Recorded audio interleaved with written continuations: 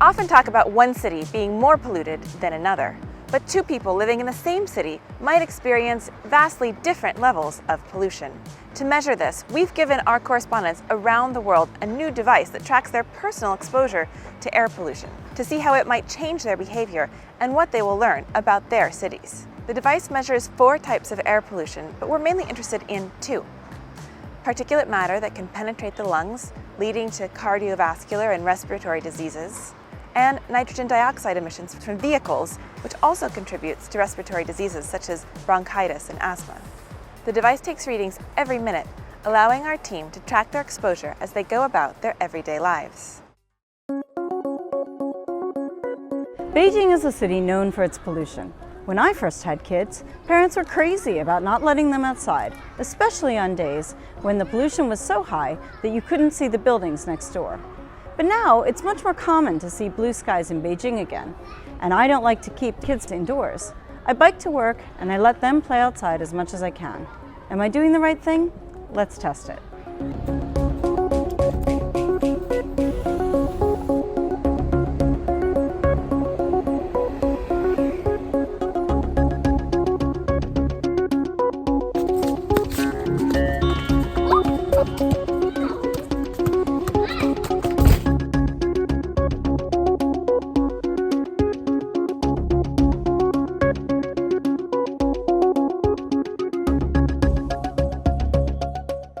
Well, the good news is pollution levels in Beijing have improved a lot, but I was surprised to see that my exposure still increased every time I went outdoors. Whether I biked to work or walked the kids to camp, the measurements still spiked. Despite all the improvements, we've got a ways to go before we can breathe easy in Beijing.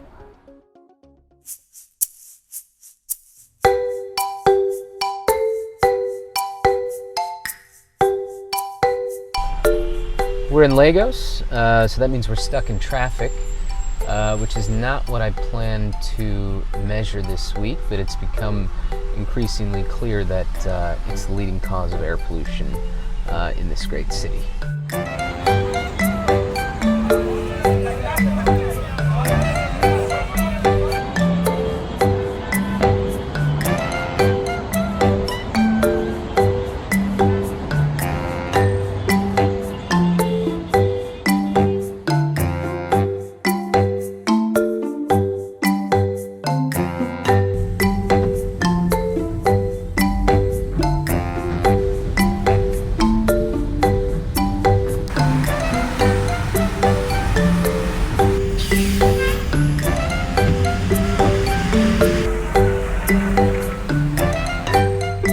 A few days later, and I'm stuck in traffic again.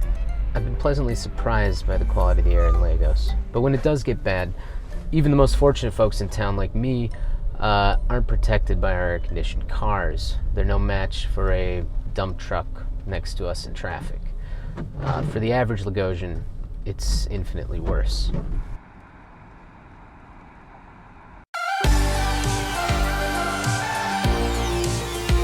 Now that I have the sensor, one of the things I want to check out is my daily commute. I usually walk to work, but because of the exhaust from black cabs and buses and trucks, by the time I get to the office, my throat is usually feeling a bit scratchy. Would the air be better if I took a bus or the underground or my bike? Let's find out.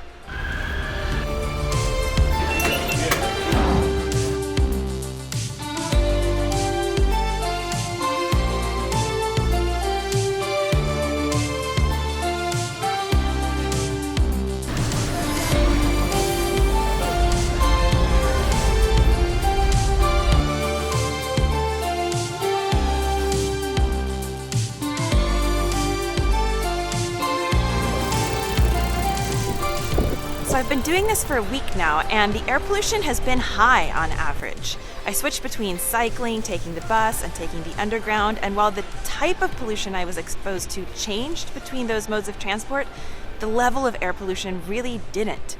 We had several days where there were big episodes of particulate matter sweeping across southern England, and disappointingly, my main takeaway was that when it's polluted outside, you just can't really escape.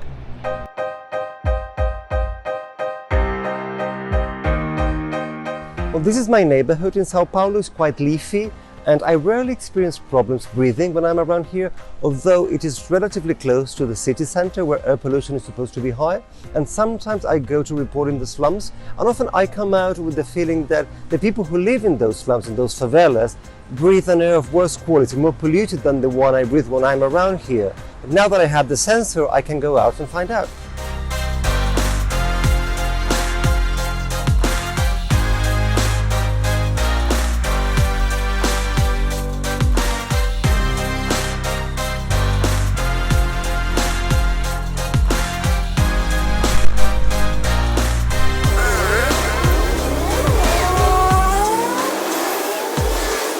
Well, it transpires that from the monitor's readings, good air and bad air could be quite democratic here in Sao Paulo. I've got very high air pollution readings around the area where I live, my leafy neighborhood, so to speak, and quite low or moderate pollution readings in poor areas, in slums like this favela, Paraisópolis. There were some obvious peaks of high pollution in the city center of Sao Paulo, for example, and very low readings of air pollution in let's say posher areas, for example, literally right across the street from where the governor of the state of Sao Paulo lives.